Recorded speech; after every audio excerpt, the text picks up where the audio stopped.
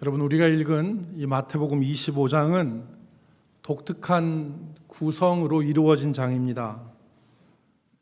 예수님께서 말씀하신 세 가지 비유가 나란히 연속해서 이 마태복음 25장에 나옵니다. 우리가 소위 말하는 열처녀의 비유, 그리고 달란트의 비유, 그리고 양과 염소의 비유가 이 마태복음 25장 안에 다 있습니다. 어떤 면에서는 마태복음 25장은 매우 중요한 장인데, 이 성경을 읽어보신 분들, 조금 성경을 정신 차려서 읽어야 되겠다라고 생각하시면서 성경을 읽은 분들은 마태복음 25장의 독특성을 발견할 수 있습니다. 그리고 예수님께서 왜 이 세 가지 비유를 연달아서 하셨는가? 이 비유를 통해서 예수님은 무엇을 말씀하고자 하시는지 그것에 대해서 생각하지 않을 수가 없습니다.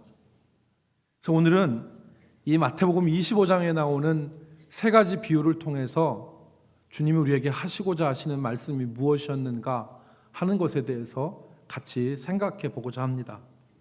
먼저 마태복음 25장에 나오는 세 가지 비유, 아까 뭐라고 말씀드렸습니까? 열처녀의 비유, 달란트의 비유, 그 다음에 양과 염소의 비유. 이 세 가지 비유에 공통적으로 걸리는 게 있는데 그게 바로 오해입니다. 오해. 이 열처녀의 비유는 우선 신랑을 기다리는 다섯 처녀의 이 불행, 이게 나오죠. 결국 잔치 자리에 못 들어갑니다. 근데 이 미련한 다섯 처녀의 불행은 오해로부터 시작됨을 우리가 발견할 수 있습니다. 미련한 다섯 처녀는 기름을 준비하지 않았습니다. 왜냐하면 신랑이 더디 올 것이라고 생각하지 않았습니다. 신랑이 곧 올 거다, 이렇게 생각했던 것입니다. 그런데 슬기로운 다섯 처녀는 등불과 함께 기름을 준비했습니다. 그리고 신랑이 더디 와서 밤중에 올 때, 그때 기쁨으로 신랑을 맞이할 수 있었습니다. 이 미련한 다섯 처녀의 불행의 원인은 생각을 잘못한 거예요. 오해했던 것입니다. 신랑이 더디 오지 않을 것이다. 둘째 비유가 달란트 비유인데, 이 달란트 비유에 나오는 세 사람 중에서 한 사람만 불행합니다. 이 한 달란트 받은 사람의 불행도 오해에서 시작되죠. 그는 주인에게서 받은 한 달란트를 땅에다 묻습니다. 그리고 그것을 주인이 오자 그 달란트를 꺼내서 주인에게 내놓습니다. 그는 자기 주인에게 뭐라고 말하냐면, 당신은 굳은 사람이라 그랬습니다. 굳은 사람인 줄 알았습니다. 여기서 굳은 사람을 현대어로 바꾸면 당신은 냉혹한 사람인 줄 알았다. 다른 말로 얘기하면 손해보는 것을 결코 용납하지 않고 오직 이익에만 관심을 기울이는 사람인 줄 내가 알았습니다. 그래서 실패에, 장사하다가 혹 실패할 것에 대한 두려움 때문에 자기가 받은 달란트를 땅에 묻어 두었다고 그랬습니다. 그런데 그것이 주인에 대한 오해였죠. 주인은 그런 사람이 아니었습니다. 주인은 이익이 아니라 충성에 관심이 있었던 사람입니다. 그 주인은 종들이 자기를 생각하여, 사랑하여 자기에게서 받은 것들을 최선을 다해서 가지고 살아가는 모습, 그걸 기쁘게 여겼던 사람이죠. 그러니까 우리가 21절과 23절에 주인의 칭찬이 각각 5달란트 받은 사람, 2달란트 받은 사람에게 주어지는데, 그 21절과 23절에 나온 칭찬이 둘이 토시 하나 안 틀리고 동일합니다. 여러분, 23절을 보겠습니다. 23절이 주인이 2달란트 받은 사람한테 한 칭찬인데 그 주인이 이르되 시작 그 주인이 이르되 잘하였도다 착하고 충성된 종아 내가 적은 일에 충성하였음에 내가 많은 것을 내게 맡기리니 내 주인의 즐거움에 참여할지어다 하고 이 칭찬을 5달란트 받은 사람한테도 똑같이 했어요.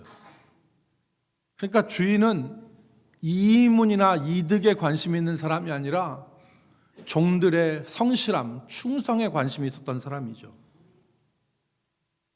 마지막 3번째 비유는 양과 염소의 비유인데 여러분 양하고 염소가 생긴 게 같습니까? 다릅니까? 몰라요? 양하고 염소하고 생긴 게 같아요? 틀려요? 틀려요.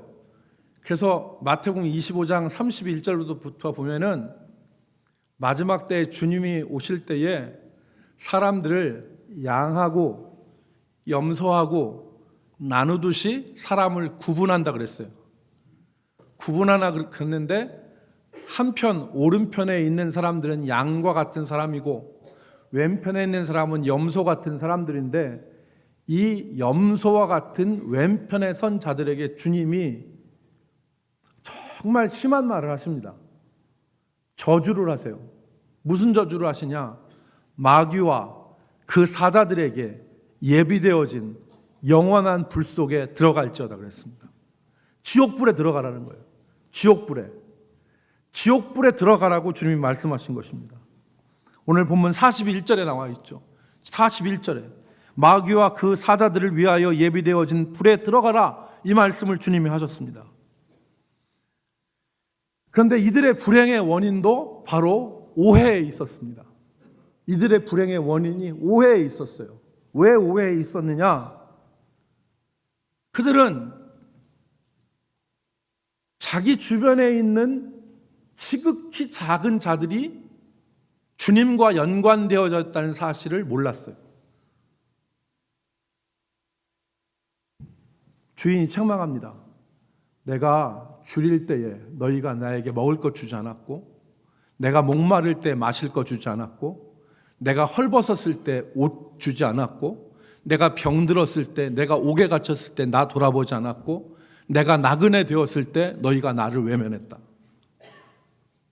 그러니까 이 염소편의 왼편에 선 자들이 주님께 얘기합니다.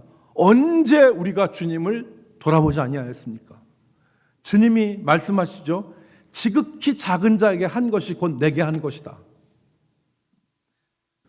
여러분, 이들의 오해는 바로 어디에 있냐면은 지극히 작은 자를 무시하고 주님과 지극히 작은 자들을 분리한 거예요. 그래서 그들을 외면하면서 살았습니다. 사랑하는 성도 여러분, 이 3가지 비유에 공통적으로 걸리는 게 오해예요. 오해인데 마태복음 25장이 아까 독특하다고 했는데 마태복음 25장은 마태복음의 구조 안에서도 중요하고 구속사적인 측면에서도 중요한 장입니다. 왜냐하면 마태복음 25장 한 장 앞에 있는 24장에서 예수님은 무슨 말씀을 하시냐면은 앞으로 일어날 마지막 때의 일들에 대해서 말씀합니다. 그래서 마태복음 24장에 어떤 내용이 나오느냐? 앞으로 큰 환난이 있을 것이다. 만약에 하나님께서 그 환난의 날을 감하여 주시지 않으신다면 어떤 육체도 구원받을 수 없는 큰 환난이 이 땅에 임할 것이다. 많은 사람들이 자기를 그리스도인이라고 해서 여기서 저기서 그리스도인이라고 하면서 사람들을 미혹할 것이다. 사람들은 나 때문에 너희를 미워하고 핍박할 것이다. 그리고 교회 내부적으로는 사람들이 말씀대로 사는 게 아니라 불법을 행하고 그래서 사랑이 식어지고 많은 사람들이 실족하게 될 것이다. 여기서 실족한다는 말은 믿음을 잃어버린다는 얘기입니다. 그런 일들이 일어날 것이다. 그래서 사람들 사이에서는 마치 주인이 더디 오리라고 생각해서 자기 마음대로 행동하는 방종하는 종들. 그럼 마태복음 24장 48절 49절에 보면 그 주인이 더디오리라고 해서 자기 동료들을 때리고 술 먹고 술 친구들과 더불어서 먹고 마시는 그런 종들도 나타날 것이다. 예수님이 이 종말에 대해서 얘기해 주셨어요. 그래서 이 마태복음 24장을 우리는 종말장이라고 얘기합니다. 이 종말에 대해서 예수님이 말씀하셨는데, 그리고 25장을 얘기하셨어요. 그리고 26장에 무슨 얘기가 나옵니까? 26장에는 진짜 이제 종말이 시작되는 것을 기록을 해놨어요. 예수님이 장사 지낼 것을 위하여서 한 여인이 향유옥합을 꿰서 예수님 머리에 붓습니다.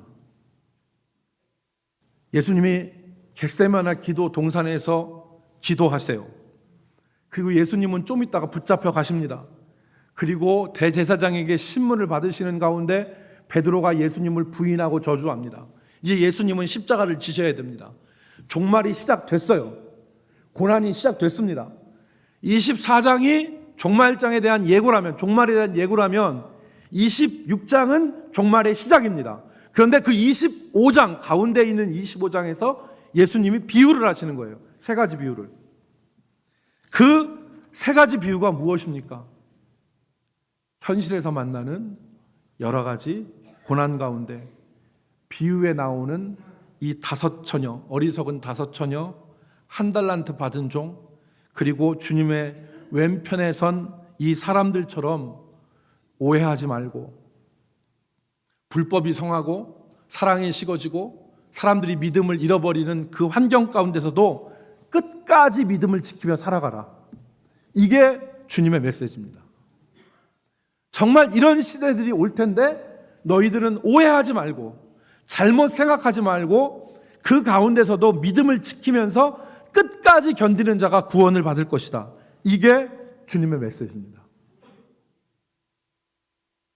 그러므로 오늘 우리가 이 비유를 읽으면서 오해하는 것이 아니라 분명하게 진실을 알아야 된다라는 생각을 우리가 가져야 됩니다. 여러분, 그런데 오늘 우리 교회에서, 우리의 현재 믿음 생활에서 이런 오해들이 벌어지고 있습니다.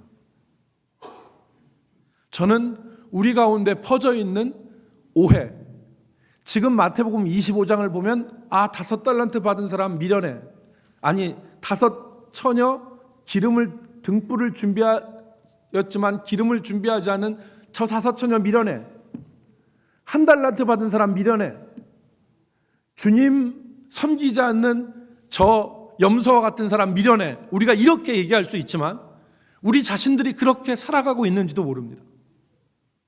그래서 오늘은 우리 가운데 있을 수 있는 오해에 대해서 생각해 보고자 합니다.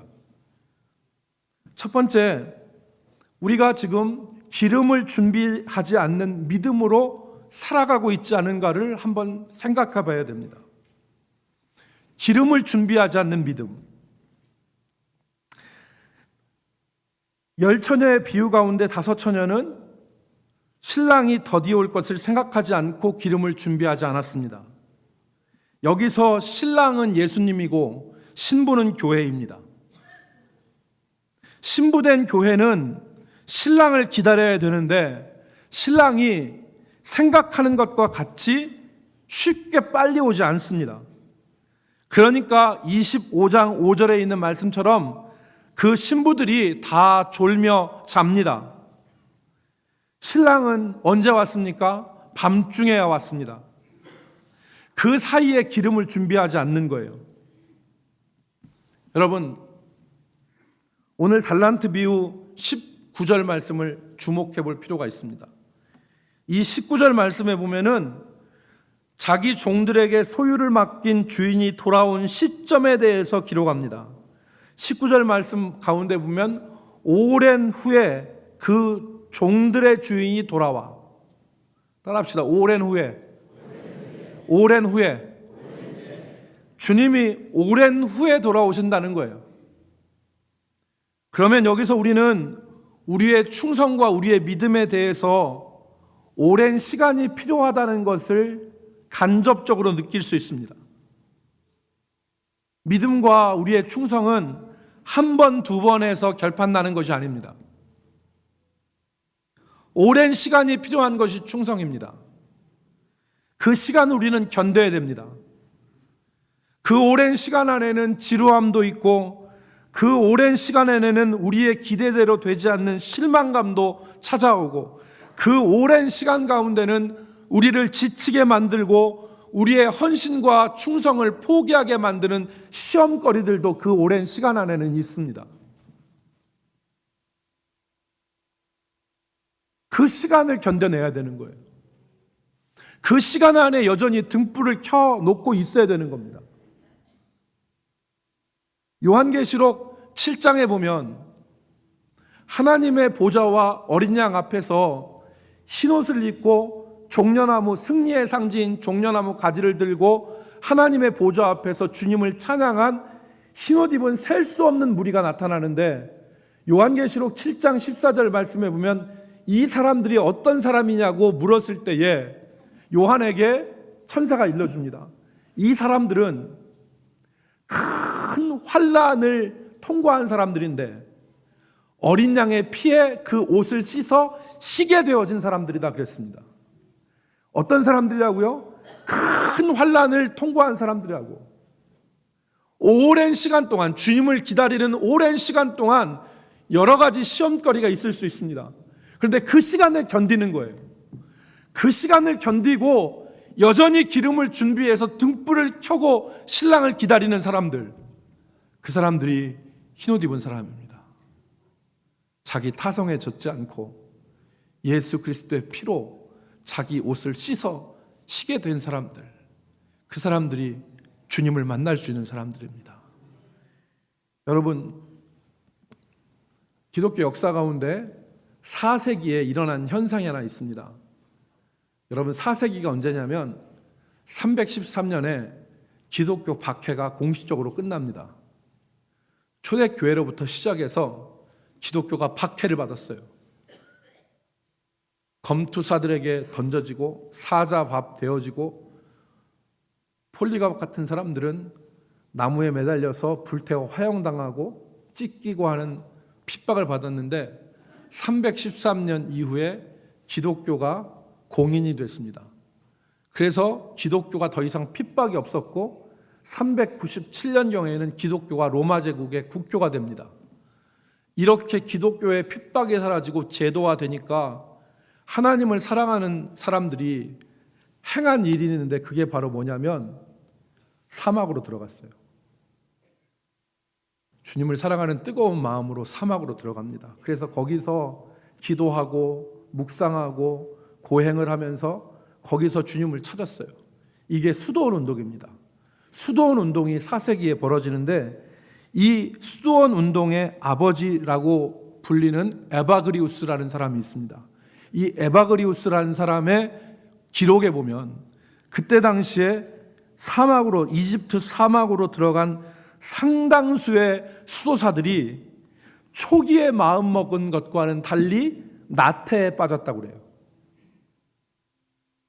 수도사들이 수에서 주님을 찾고 기도해야 되는데 그렇게 하지 않고 나태에 빠져버렸어요. 기도하는 거 게을리하고 하나님 말씀 묵상하는 거 게을리하고 경건의 훈련을 게을리하면서 그냥 슬슬 빈둥빈둥 돌아다니는 사람들, 그런 수도사들이 많았다는 겁니다. 왜 그러냐 하면 사막에 있는 열악한 환경, 사막에 뭐가 있겠어요?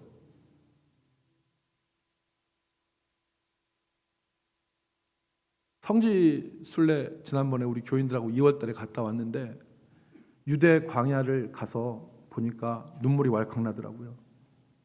아무것도 없어요.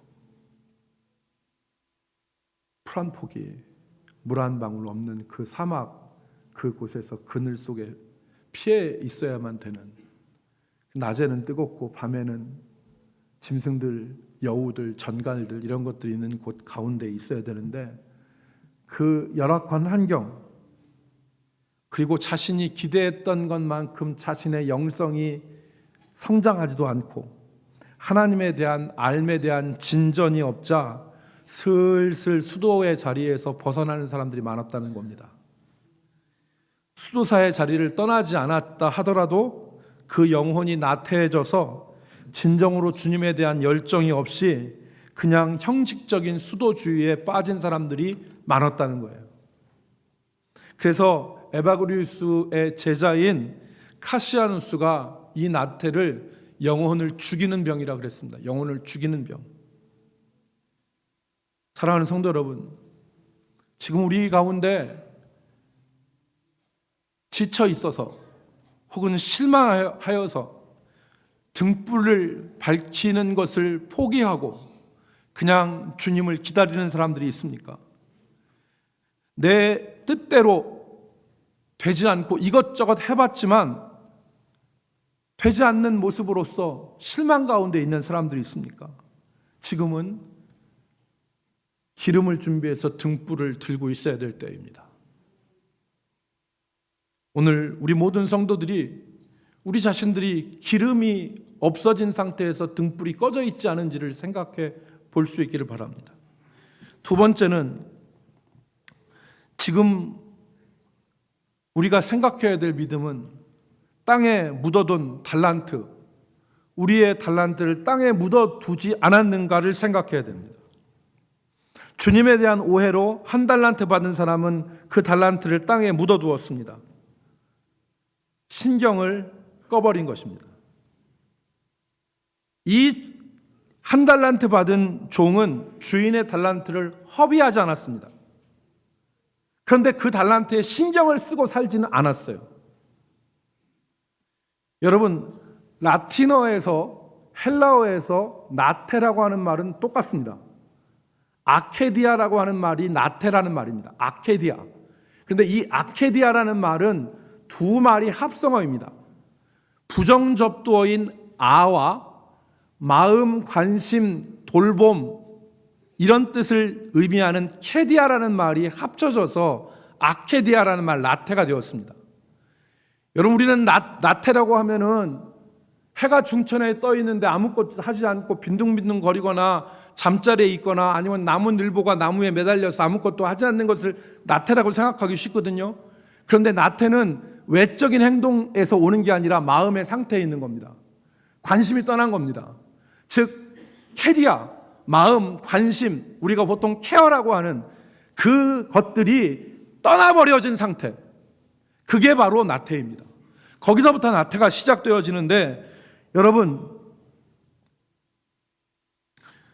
이들이 그러지 않겠어요? 이 한 달란트 받은 사람이 누구겠습니까? 주님께 구원받았어요. 구원받은 믿음을 그대로 간직하고 있어요. 그런데 다른 건 안 해요. 그러니까 구원받은 믿음 땅에다 묻어놓고 나중에 주인이 오시면 나 구원받은 믿음 여기에 있습니다. 이것이 나를 구원하신 주님의 믿음입니다. 내놓고 그렇게 살겠다고 생각하는 분들이 있죠. 그럼 주님이 네가 구원받은 믿음이 있구나. 어서 내 천국에 들어오렴. 이렇게 얘기하지 않으실 거란 말입니다. 성경은 구원받은 믿음 땅에다 묻어놓고 관심 끄고 나태하게 살면 주님이 구원받은 믿음 한 달란트의 믿음 꺼내서 주님 여기 구원받은 믿음이 있습니다 라고 얘기해도 주님이 하시는 말씀은 이 악하고 게으른 종이라고 밖에 하시지 않는다는 거예요. 여러분, 오늘 우리는 이 점을 잘 생각해야 됩니다. 지금은 묻어두었던 달란트를 꺼내야 될 때입니다. 묻어두었던 달란트를 꺼내야 될 때예요.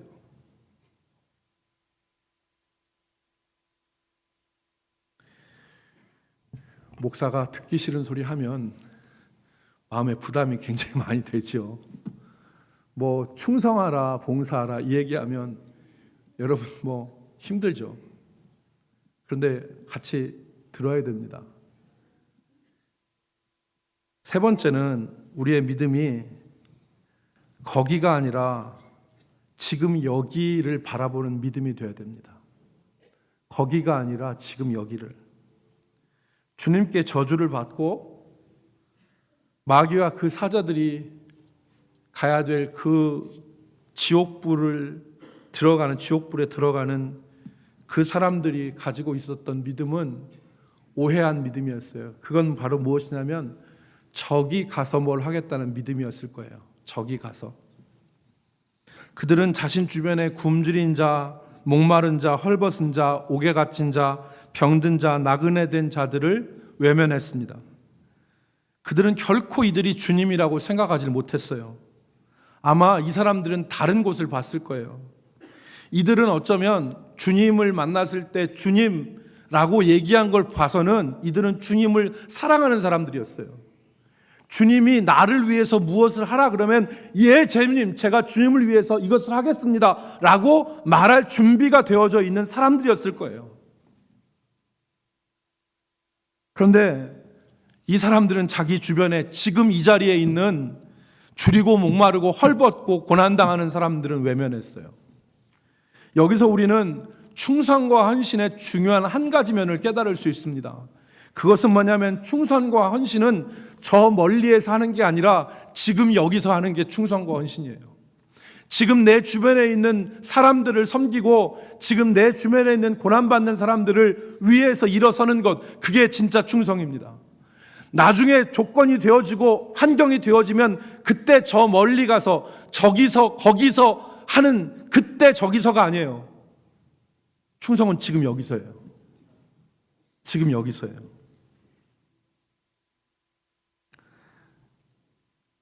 사랑하는 성도 여러분, 주님이 지옥불에 던져질 그 사람들에게 물으시는 질문은 너는 지금 바로 지금 여기서 무엇을 했느냐? 그 질문 아니겠습니까? 저는 2019년에 계획을 세웠는데 그게 바로 뭐냐면 우리 그 아이들 또 우리 교회 성도들을 말씀으로 재무장시켜야 되겠다 하는 생각을 가졌습니다. 왜냐하면 주일학교 아이들이 주일학교, 중고등부, 청년회를 다 거치고 교회 나와도 아이들이 말씀 속에 말씀 있고 속이 안 달라지면 그것은 주일학교를 우리가 했다는 헛된 위안만 있지 실질적으로 아이들이 변화된 게 아닙니다.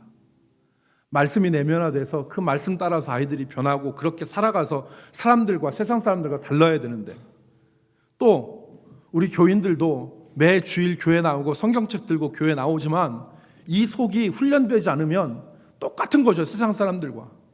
그래서 2019년에 우리 교회가 나갈 방향을 저는 말씀으로 우리 아이들과 우리 성도들, 그래서 자기중심적이고 소비적이고 그리고 우리가 유희적인 모든 믿음들을 우리가 다 거부하고 말씀 안에서 훈련받는 믿음이 되어야 된다고 생각해요.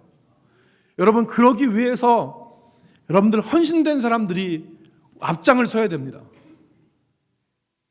헌신된 사람들이 교회에 하나님의 영광을 위해서 하나님이 지금 나를 부르고 계시다면 우리들이 기꺼이 아멘하고 순종할 수 있는 그런 충성과 헌신의 모습들이 우리 가운데 있어야 되지 않겠습니까? 여러분, 지금 우리는 어떤 상태에 있습니까? 우리는 달란트를 묻어두고 하나님께서 주신 은혜 가운데 신경을 외면하고 신경 꺼버리고 살지 않습니까? 오늘 우리는 주님께 드렸던 그 오랜 시간, 견뎌야 되는 오랜 시간 가운데 그걸 견디지 못하고 기름 준비하지 않고 등불을 끈 상태로 주님을 기다리고 있지는 않습니까? 그리고 여기서 지금 해야 될 헌신과 충성을 미루고 이전에 했으니까, 그리고 앞으로 내가 형편이 풀리면 할 거니까, 이렇게 우리는 지금 여기서가 아니라 그때 거기서를 우리는 말하고 있지 않습니까? 그렇다면 우리의 믿음은 오해의 믿음입니다. 우리의 믿음은 오해의 믿음이에요.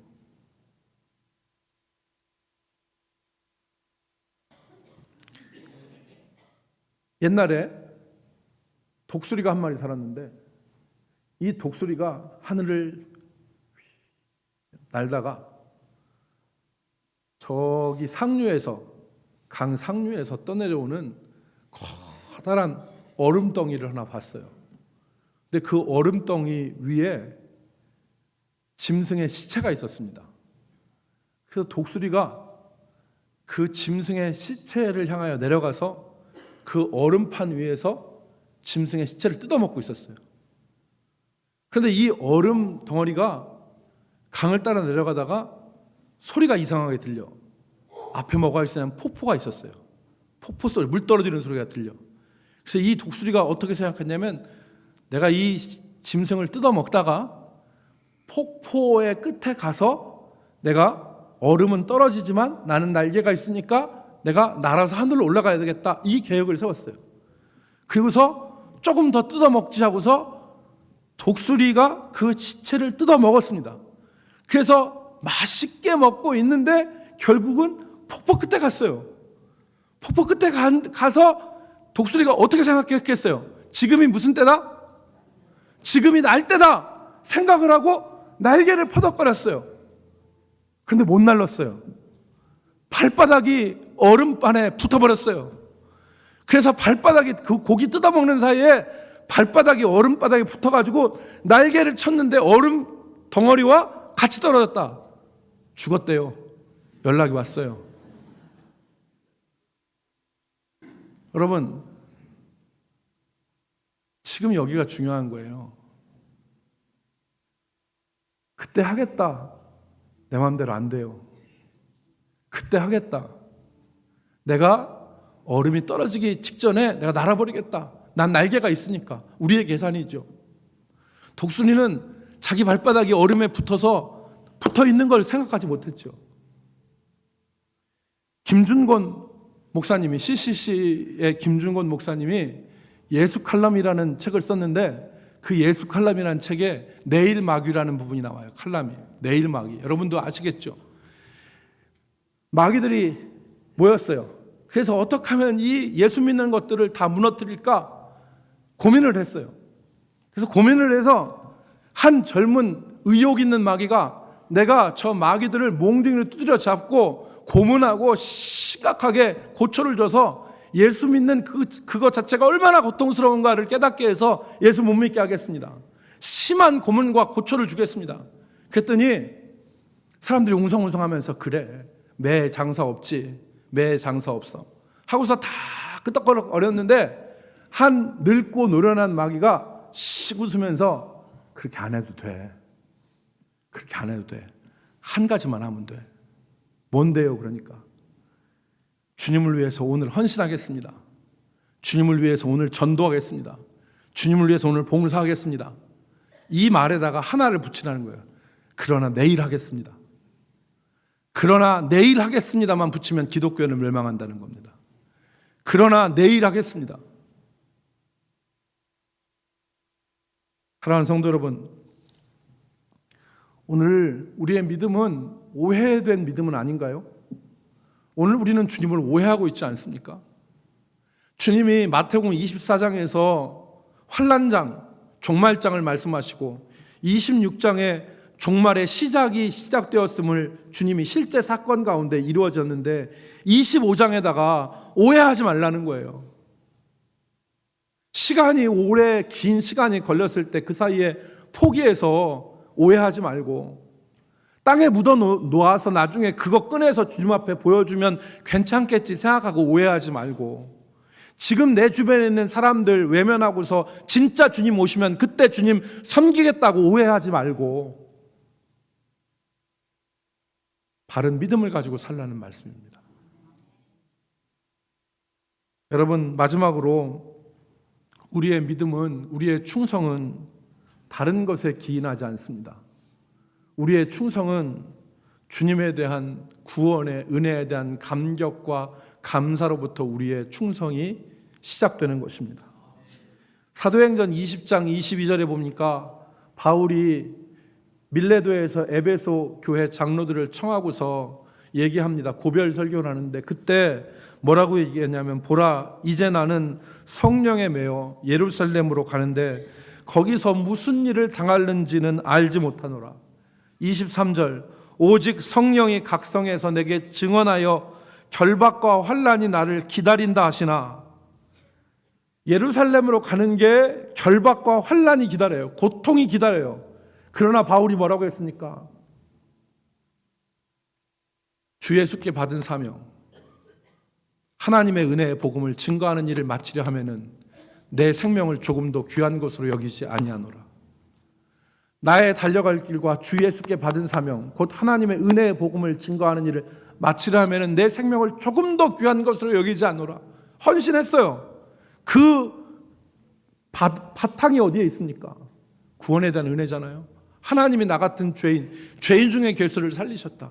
그래서 바울은 헌신한 거예요. 자기 생명을 드린 겁니다. 사랑하는 성도 여러분, 우리는 교회 각 군데에서 헌신하고 있습니다. 그런데 우리의 헌신은 어떤 다른 보상이 아니에요. 주님을 사랑하기 때문에 나의 생명과 나의 안전도 기꺼이 드릴 수 있는 봉사예요.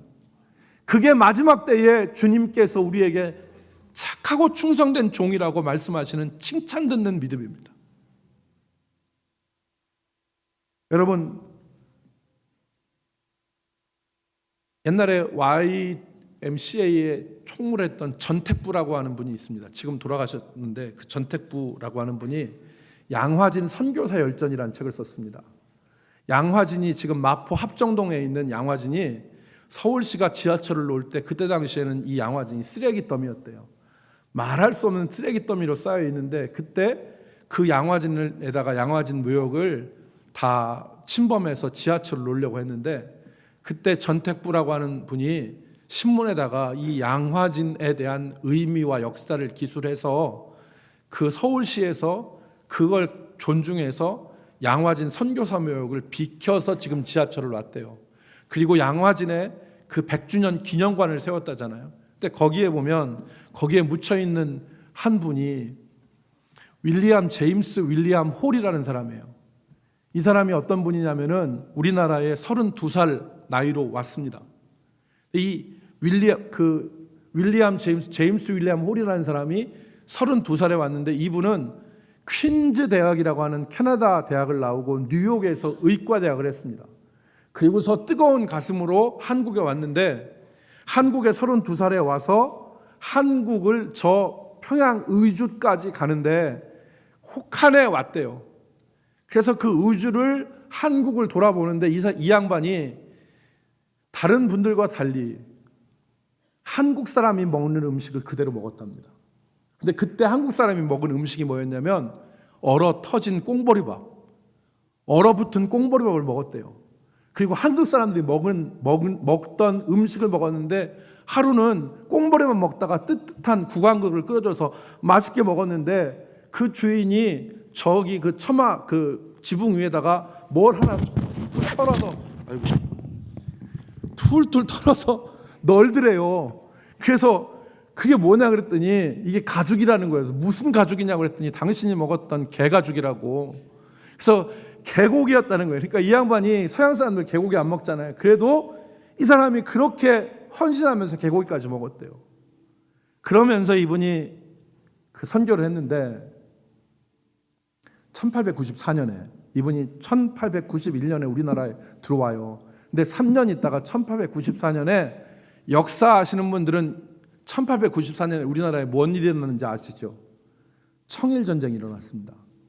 우리나라 지배권을 놓고 청나라와 일본이 붙어요. 어디서? 우리나라 땅에서. 그 격전지가 평양이었대요.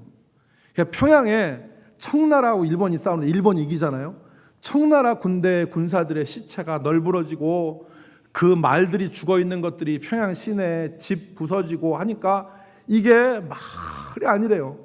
그런데 이 1894년 이 10월 달에 이분이 이 선교사가 사람들을 다 치료하고 그 다음에 성도들을 돌보고 그리고 신자들한테 세례도 주고 해서 밤낮 가리지 않고 성도들을 돌봤답니다. 그러다 보니까 이 양반이 몸이 약해지고 피곤하니까 병에 걸렸어요. 전염병에 걸렸는데 말라리아인지 장티푸스인지 그때 당시에는 알지 못하는데 이분이 40도의 신혈을 앓으면서 한 달 만에 돌아가셨어요. 35살의 나이로. 그 부인이 한국에 와서 만난 역시 그 로제타 홀이라고 하는 의사인데 그 부인이 남편을 묻어요. 양화진에다가. 그리고 잠시 추스르기 위해서 자기 고국 미국으로 갔다가 3년 뒤에 1897년에 다시 돌아와요. 그리고 우리나라에서 점자 교육을 해요. 그리고 우리나라 여성 박에스더라고 하는 여성을 최초로 의사로 만들어내요. 우리나라에 점자 교육하고 의료 선교하고. 그런데 이 양반이 1940년에 모든 은퇴를 하고 미국에 있는 뉴저지에 가 사는데 1951년에 돌아가셨어요. 1951년에 돌아가셨는데 그 유해를 미국 뉴저지 땅에다 묻지 않고 한국으로 모셔와요. 양화진에 묻혀요. 그의 아들이 우리가 잘 아는 크리스마스 씨를 만들어서 결핵 퇴치한 셔우드 홀이에요. 셔우드 홀이 자기 아버지 윌리엄 제임스 홀을 기억해서 조선회상이라고 하는 책을 쓰죠. 이 조선회상이라는 책이 우리 선교사에 아주 중요한 책입니다. 이 크리스마스 씨를 만드는데 이분이 캐나다 출신 의사인데 이분이 1963년에 은퇴를 합니다. 그리고서 캐나다가 살다가 이분이 1991년에 돌아가셨는데 그 돌아가신 유해를 역시 양화진으로 91년에 한국에 와서 묻어요.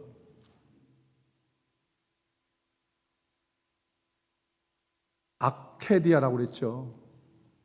관심을 꺼버리는 게 나태예요.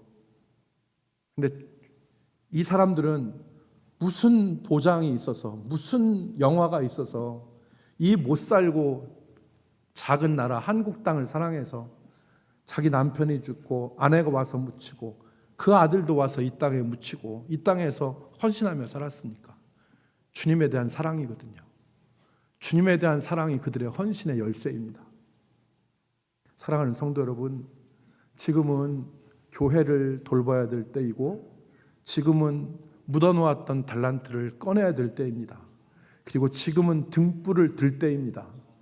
그리고 우리 주변에 있는 지금 여기에 있는 우리의 성도들을 돌아볼 때입니다. 우리의 믿음이 오해하지 않고 진실에 서 있는 믿음이 되기를 주의 이름으로 축복합니다. 기도하겠습니다. 하나님, 우리가 주님을 오해하지 않게 하시고 주인이 더디 올 것을 생각하여서 동료들을 때리고 술 친구들과 먹고 마시며 자기 마음대로 행동하는 악한 종의 모습이 되지 않게 하여 주시옵소서. 우리의 믿음의 등불을 밝히게 해주시고 주님, 우리의 묻어놓았던 달란트를 꺼내 주님께 드릴 수 있는 믿음으로 살아가게 도와 주시옵시며 지금 여기서 우리가 돌볼 수 있는 영혼들을 돌아보게 하여 주옵소서. 예수님의 이름으로 기도 올리옵나이다.